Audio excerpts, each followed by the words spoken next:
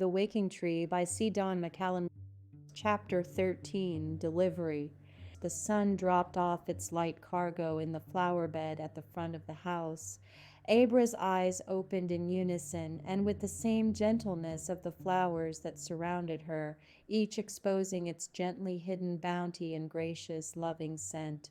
The bees would be here soon, as would the butterflies, ready to consume the abounding life. They shook tenderly in the wind and moved under the gentle touch of the insects crawling nearby and under the shallow roots. Abra closed her eyes and felt them all drawing strength from the sweet-smelling soil below them in an endless cycle of nurturing and rebirth. Deep under the soil, the roots of trees throbbed everyone awake who could not yet see the warmth of the sun. We shook them all with the simple prodding of a mother awakening her children to a new day of adventure, and growing, the tree loved the possibilities of this new day. Abra smiled. But first the bugs would come and take from us trees, leaving them with only their breath to give. In hollow places underground, where we the silent giants stored our souls and insights, there was a need to be filled through rain and solace. Abra understood and felt the ground take another deep breath beneath her. She mimicked it in turn and rolled on her side to watch the edge of the sun creep up the horizon in its eternal celebration of renewal and deceasing thunders. She had no name for the love she felt for the sun, but the feeling sat fat on her lips, spilling out all over her dirty, frayed nightgown. Where once she was bereft for her loss of words to describe all that she saw, now her heart, her belly was full and uncomplaining about her newfound lexicon. There was new air to breathe, and she had helped to make it be. In rocks a few feet down, she heard the echoes of her thoughts. The sun, the sun. Down below, dark rooms and suffocating caverns only let in a little of the light, but the light is always there in a familial song, a bloodline as old as any initial earthbound ooze concocted in the scientific minds or shaman dreams. They all know, every one of them. In the timber of the house, she heard a sadness, a sobbing loss of youth and flowing streams of all that is. There was nothing within her, in spite of the new words she had learned, that could allow her to free those cries. There would be others to summon the dead from their lost and empty houses. Her job was to sing and pulsate with the solar flares and sway as they reached the earth. She was the daughter.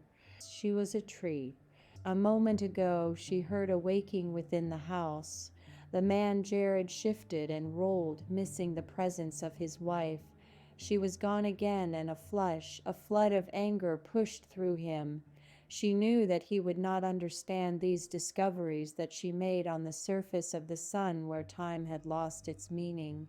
All he would know and see was her filthy ashen skin, the smells and tangles in her wind-blown hair.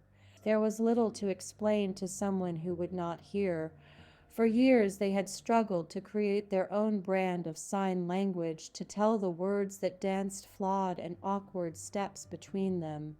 Josephine and Darnell were embodiments of that failed communication, and now brewing inside of Abra, a new voice could be heard, a new child who spoke no words but only hummed a song of one note, a never-ending glow in G. Purposefully she shut her ears. Abra didn't like the monotony of this expression, and she wished it gone.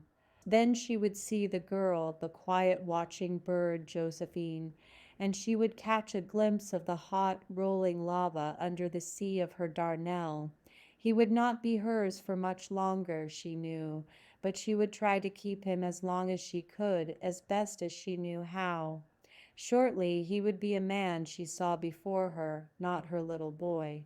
Then she heard him coming. Jared popped the front door open and let the screen slam against the frame. Abra listened to his bare feet on the porch, felt the vibrations ripple toward her. She lifted herself up onto her hands.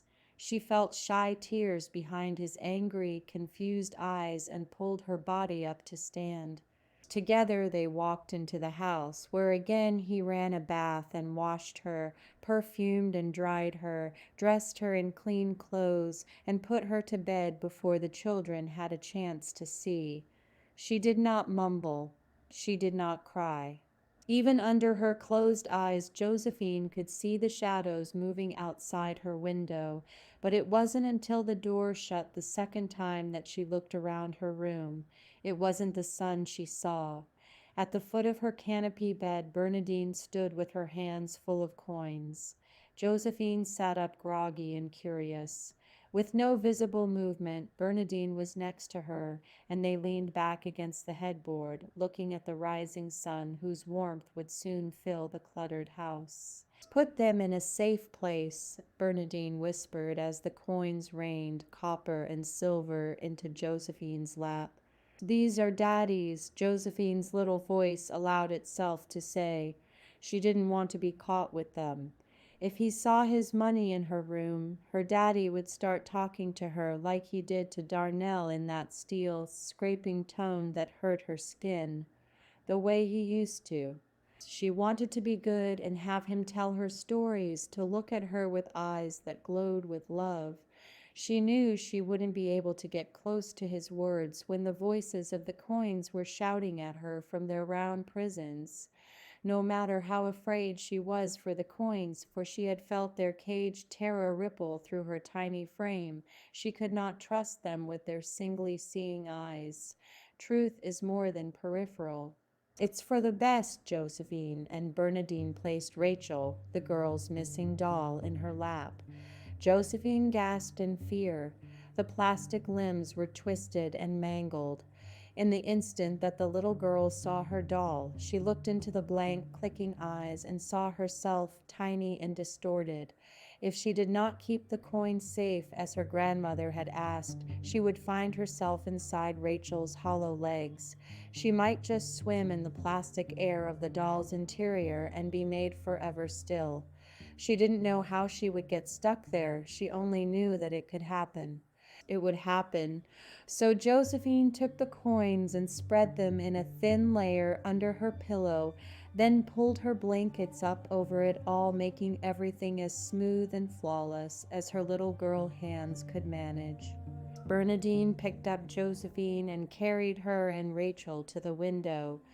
Lifting the pane, they crawled outside to get a better look at the new day's sun.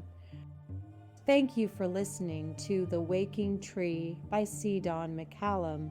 If you're enjoying this story, please consider sharing it with someone you know. And please like the video and subscribe to this channel to help others discover these stories.